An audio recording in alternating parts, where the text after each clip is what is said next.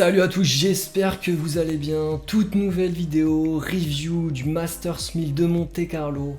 Premier tournoi de la saison sur terre battue.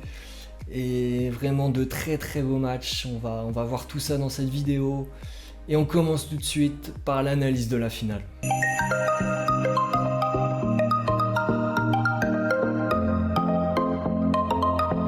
Allez, c'est parti pour l'analyse de cette finale, et vous le voyez, ça s'est joué entre Musetti, l'Italien, et Alcaraz, donc très belle finale sur le papier, et on va le voir, elle a tenu vraiment toutes ses promesses, même s'il y a eu une petite déception sur la fin.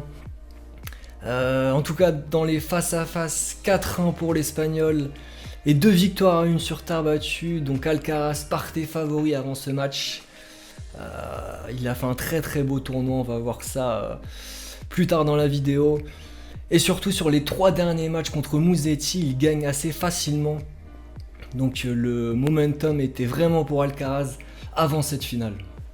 Et on va analyser l'après-finale, donc c'est Alcaraz, comme vous le voyez, qui a gagné en 3-7 face à un Musetti diminué dans la dernière manche malheureusement. Ça a gâché un petit peu le spectacle. Alcaraz a débuté pas trop mal, il break d'entrée l'Italien, mais Musetti va pratiquer un très bon tennis, en tout cas il va pas faire beaucoup de fautes, comparé à l'Espagnol qui va vraiment vendanger sur ce premier set. Donc très bon premier set de Musetti, et il va s'effondrer malheureusement dans le deuxième. Bon, c'était assez prévisible que l'Espagnol se réveille, mais voilà, dans le troisième, il me semble qu'il se blesse au tout début à 2-0 ou 3-0, et malheureusement ça gâche un petit peu l'issue de cette finale. En termes de statistiques, donc vous le voyez, beaucoup de fautes directes pour Alcaraz, 32. Il compense avec 30 coups gagnants, donc ça équilibre un petit peu son match. Et Musetti également beaucoup de fautes directes, 29. Mais c'est peut-être dû à sa blessure aussi. Beaucoup moins de coups gagnants pour l'Italien. Donc c'est pas trop son jeu, il a pas un jeu à risque, il a plutôt un jeu de contreur. Mais en tout cas, très beau match, très belle finale. Mais voilà, comme je le disais, l'issue n'a pas été celle espérée. C'est tout pour l'analyse de cette finale, on passe tout de suite au meilleur match dans ce tournoi.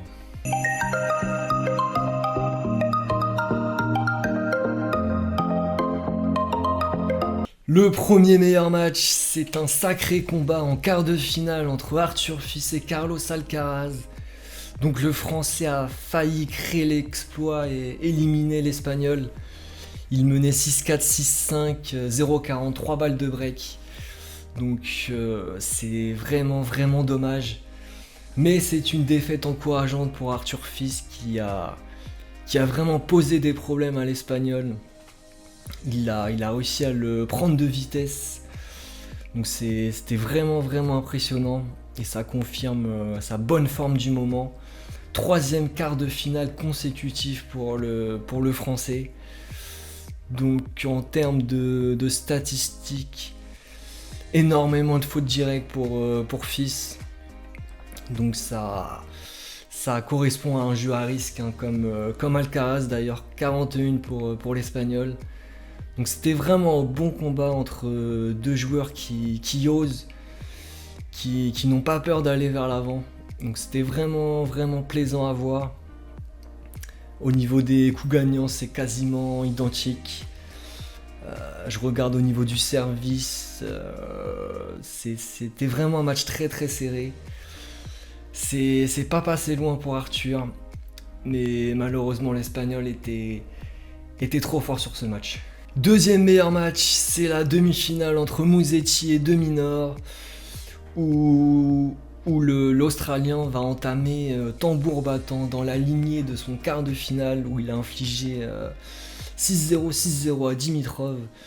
Donc il gagne ce premier set 6-1. Belle réaction de l'Italien, 6-4, et il va s'imposer au bout du suspense 7-6, c'est 7 points à 4 au tie-break du troisième. Et vraiment un très très bon match. De longs échanges entre les deux joueurs du fond de course, et c'était vraiment intéressant. De mineurs de plus en plus intéressants sur cette surface. Voilà, très très beau match. Troisième et dernier meilleur match, c'est le deuxième tour où l'Italien Berrettini a éliminé Zverev, donc une très très grosse surprise.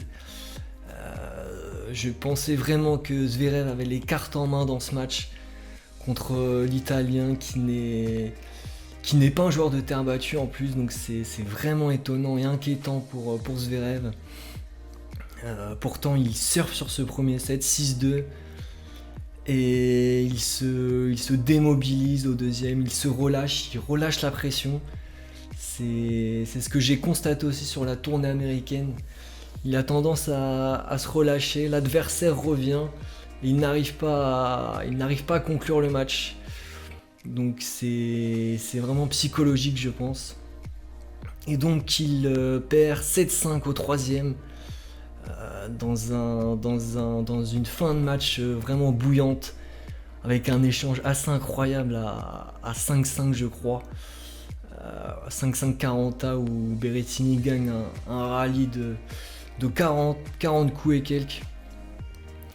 Donc très très beau match et défaite très inquiétante pour l'Allemand. C'est tout pour les meilleurs matchs, on passe tout de suite au top et au flop dans ce tournoi.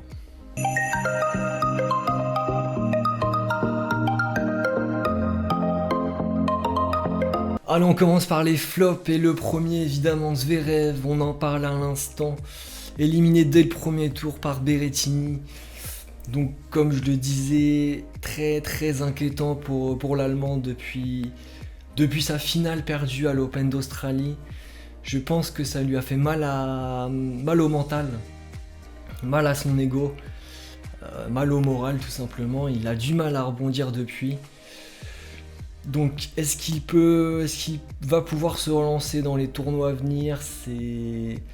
La saison sur Terre ne fait que commencer. Je me dis qu'il peut se rassurer la semaine prochaine au tournoi de Munich chez lui. Voilà, je pense que qu'il lui faut un tournoi, faut qu'il gagne un tournoi pour se rassurer. Deuxième flop, le Serbe Novak Djokovic, donc éliminé dès le premier tour face à Tabilo, 6-3, 6-4.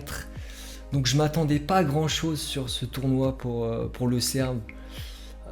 Voilà, reprise sur terre battue, la transition dure terre battue est toujours compliquée. Même si lui il a l'habitude, je m'attendais pas à un gros tournoi de sa part. Donc, mais de là à perdre dès le premier tour, c'est quand même étonnant. Surtout face à un joueur assez modeste qui a du mal ces derniers temps. 6-3, 6-4 contre Tabilo.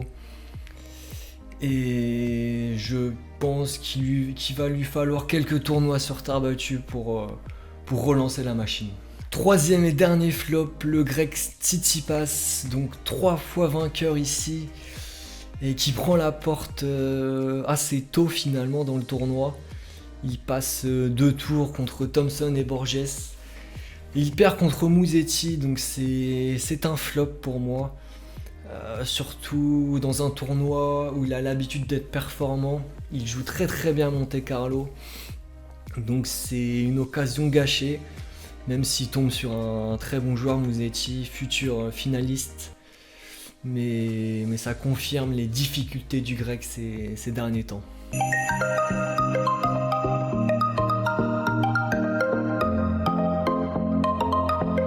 Allez, on passe au top dans ce tournoi. J'ai pas mis trop de flops, j'ai été gentil. Donc le premier c'est l'Espagnol Carlos Alcaraz, donc vainqueur. Et j'ai vu une statistique assez incroyable. Il a déjà 6 Masters 1000 avant ses 22 ans. Donc seul Nadal est devant lui. Nadal qui avait gagné 11 Masters 1000 avant ses 22 ans. Je savais pas du tout, chiffre vraiment incroyable. Et donc l'Espagnol est à 6. Et je crois que derrière t'as Djokovic qui est à 4. Voilà, ça montre le potentiel de ce joueur. Et voilà, très bon tournoi. Il gagne Je pense que la victoire contre Fils a été un déclic dans ce tournoi. Il a eu du mal contre Cerundolo. Après, il tombe contre Altmaier, donc c'est pas un joueur sur lequel on peut avoir un avis. Ouais, je pense que vraiment le match contre Fils lui a fait du bien. Il n'est pas passé loin d'être éliminé. Il a dû être soulagé. Et il a bien enchaîné après contre Davidovic. Et voilà, très très bon tournoi pour l'Espagnol. Le deuxième top, c'est le finaliste Musetti. Donc excellent tournoi. Très bon niveau de jeu, vraiment un jeu qui s'adapte bien à cette terre battue assez lente. D'ailleurs, il a un peu le même jeu que Tsitsipas, je trouve. Jeu très posé, très bombé, revers à une main. Donc je suis pas étonné qu'il arrive en finale. Encore une fois, c'est dommage qu'il se soit blessé, ça aurait fait un beau troisième set.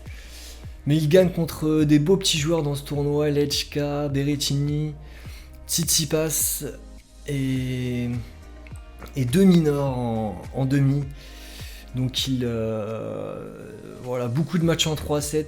Je pense qu'il était rincé sur la finale. Et ça reste un très bon tournoi. Et ça promet pour la suite de la saison sur terre battue. Troisième top, l'Australien de mineur. Donc très bon tournoi également pour ce joueur. Comme je le disais, qui n'est pas un joueur de terre battue de base. Il est plus à l'aise sur dur ou sur gazon. Mais je crois qu'il a fait quart de finale l'année dernière à Roland, donc il progresse vraiment sur cette surface. Et il a foutu des sacrés branlés quand même. 6-2, 6-2 face à Medvedev et 6-0, 6-0 face à Dimitrov.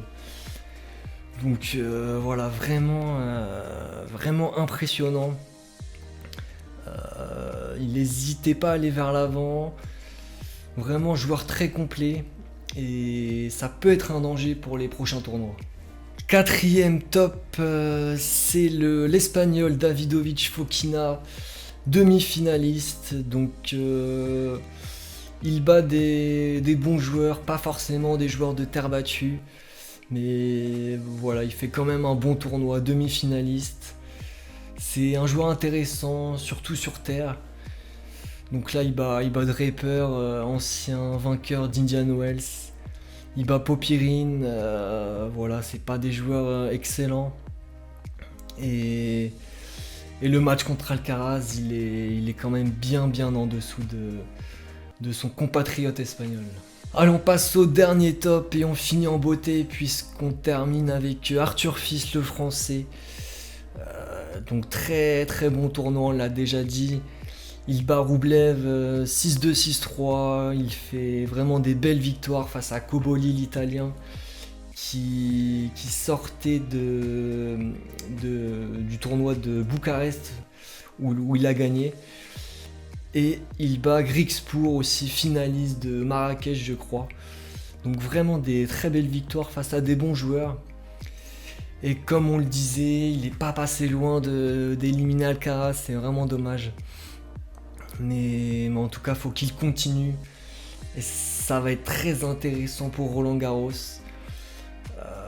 Vraiment l'année, je pense, on en reparlera, mais qu'il y a une réelle chance de...